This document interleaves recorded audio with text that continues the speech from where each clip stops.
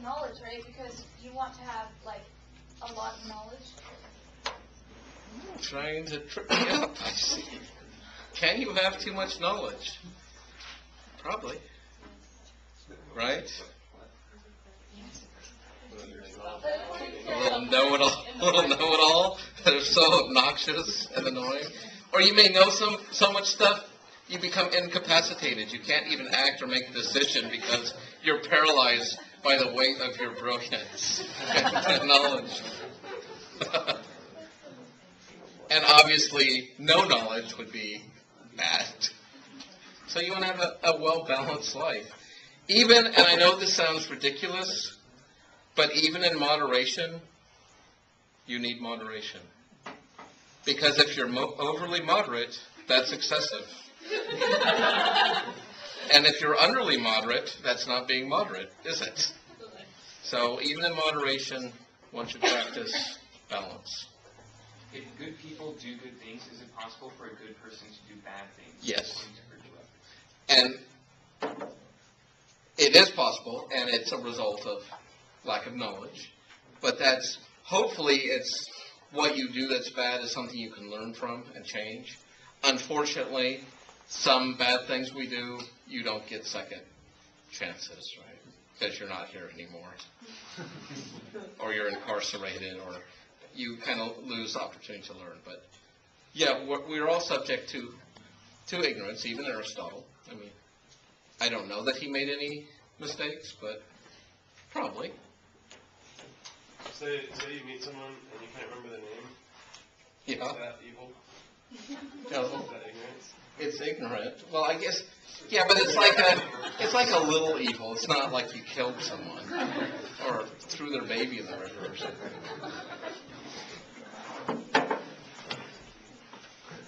Okay, so does anyone have a moral dilemma they would like us to work out for them?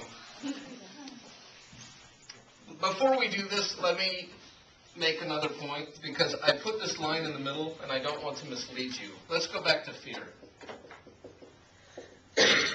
I just did that for illustration purposes.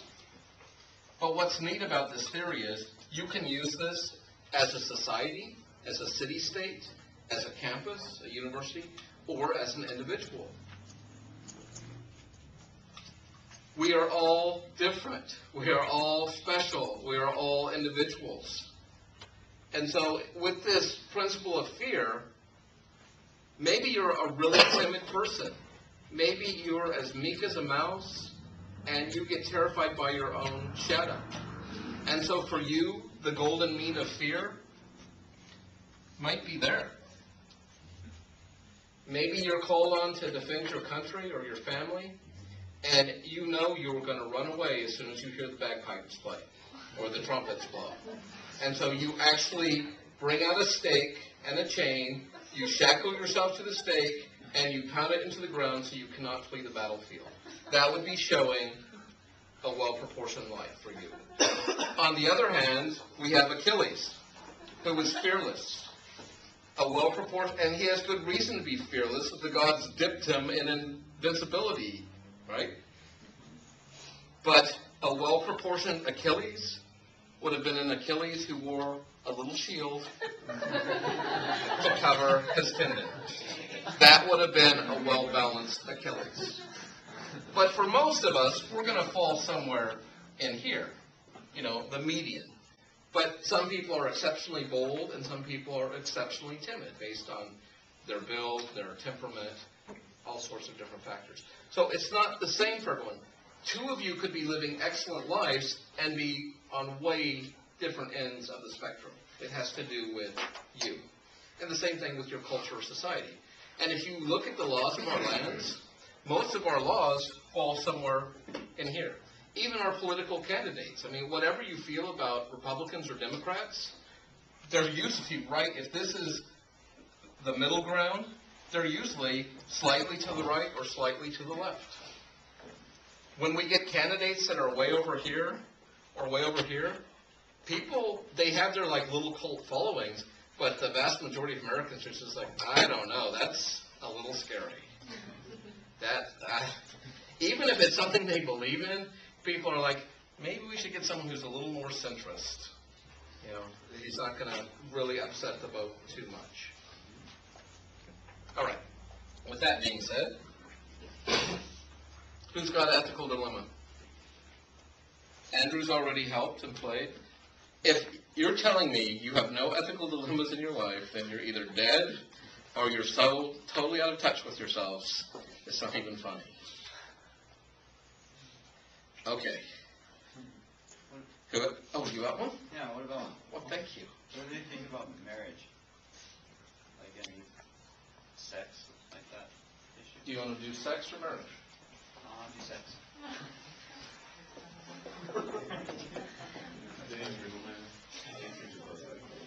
What would the deficiency of sex be? Celibacy?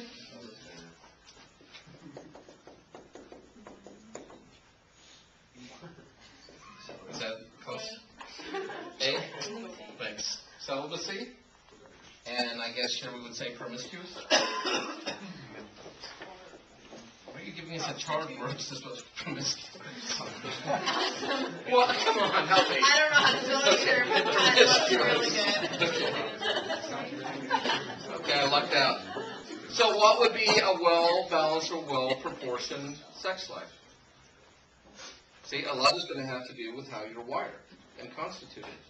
For men, this is a well-balanced sex life. That's a well-balanced sex life. Okay, that was totally unfair. Stereotypes, right? The language of hate. That's the language of hate. But that might be something you want to check in on if you're planning on having a life partner. You might want to whip out your Aristotelian scale and say, could you show me, honey, dear love of my life, where you would kind of place yourself on this scale? Because that would probably be good information to know for compatibility. Right? But you see how helpful that would be to know that ahead of time? I mean, it could be all the way to the point that, okay, we'll have sex, but we don't have to like it. Because that's like part of marriage or whatever, or procreate. We can have sex if we're trying to have children, but otherwise don't touch me. And then this person may just be insatiable, and they can never be satisfied. It's just like, really? Yes. Join a gym. Get a hobby. What's that? Ignorance? Yeah, an excessive amount or a deficient amount. Seems like you wouldn't want to be in the middle on that scale of evil. Ignorance? Can you have a golden mean of ignorance? No. Evil was the word. And you said that we're supposed to be middle road. It doesn't seem like you'd want to be middle road on evil, though. Well, are you sure? Yeah. Even the Bible tells us. You're supposed to be evil? Well, Show me. in Ecclesiastes, the preacher tells us, be not over righteous, That doesn't say evil. and be not overly wicked. Why should God destroy you before your time?